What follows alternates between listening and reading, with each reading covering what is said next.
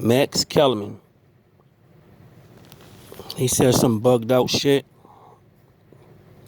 He said Gervonta Davis, when he fight the elite, he will have a Arturo gatti type of career once he fight the elite. Very exciting because he come forward and he's so vulnerable. But one thing he's missing out of that Gervonta Davis is a better boxer than most of the elite fighters, the ones that don't get hit. Tank said something.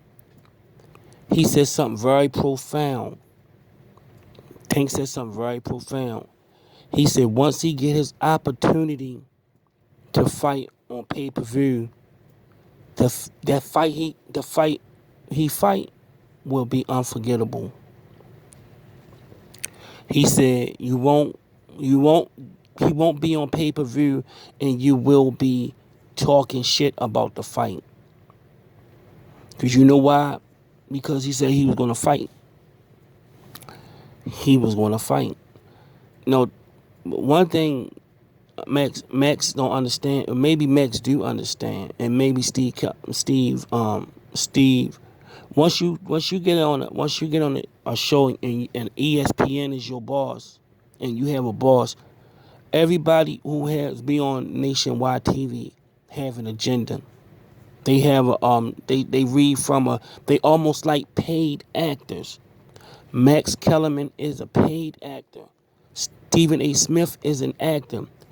He cannot express what he's saying is from a script. He cannot express his true feelings. What he's saying is what he's saying is a script that's coming from ESPN. ESPN want a certain narrative out there.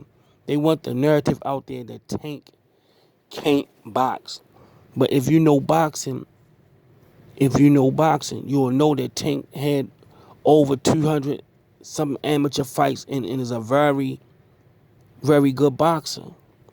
He could have chose to fight Leo Santa Cruz and not get hit one time, and maybe risk going 12 rounds with him, or fight an action-packed fight and get Tio and still get Leo the fuck up out of there. And that's what he did. He could have went about it a whole nother way and still stopped him. But he wanted to go in there. He wanted to trade with Leo. And that's what he did. And he made a very entertaining fight. But he could have fought him another way. It's not like he don't know how to fight another way. He can go in there and box. He could have made Leo miss every fucking punch and counted him. But he didn't want to fight that type of fight. He wanted to go in there and bang with Leo. But every fighter he fight, he don't have to bang. It's not like the kid, what they say he had mental lapse in fights. The kid don't have mental lapse in fights. That's what he chose. He chose to let these guys. He chose to get into it with He chose to get into these type of fights. That's why somebody say, "Oh, he lucky punch." There's no such thing as luck in fighting. It's when you take advantage of your opportunity, and when you take advantage of your opportunities in life, people like to call that luck. When someone take advantage of their opportunities, and the ones that don't take advantage of their opportunities, all of a sudden they are deemed unlucky. No, they just didn't take advantage of the opportunity. Tank had the opportunity to make an exciting fight. Even his Gamboa fight was exciting. He's choosing to walk these guys down with his hands down. He can put his hands up. It's nothing stopping him from putting his hands up in box. This was he choose to do in fights because this is what he liked to do in fights. But if he wanted to fight another way, he have the pedigree and he have a trainer. He knows how to fight other ways. He chooses to fight these ways. For pound. But that and saying excitement. Excitement goes both ways. It's not just one guy dominating the other. Thanks for watching ESPN on YouTube. Take some risk and put himself in some positions to get hit in order to get to his opponent. And so I would take Bud Crawford, then I would go Tank, then Teofimo Lopez if I was going to have to rank those guys on my type of excitement and entertainment watching them. I agree with what you guys are saying about these other fighters. Teo and also Crawford are incredibly exciting and also action-packed. By the way, I still think Lomachenko, I love watching Lomachenko fight. I'd love to see him fight Tank. Here's what it is for me, though.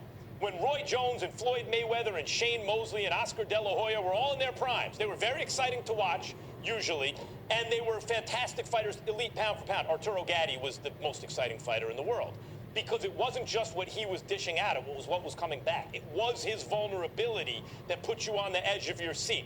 And I predict that's the kind of career Tank is going to have. Edge of your seat kind of fight after edge of your seat kind of fight when he fights the elite. All the fighters I mentioned. When he fights the elite, he will have very exciting fights. But it will be an Arturo Gotti type of. If Max that could it be a true statement? But by him sneaking Arturo Gotti in there, that's an insult. Arturo Gotti wasn't an elite fighter. He just was an exciting journeyman. Tank is an exciting elite fighter. See, Max like to play with words with people who don't understand what he's saying. You don't have to have a degree from NYU to understand what he's saying. You don't have to have a Ivy League education to understand what he's saying.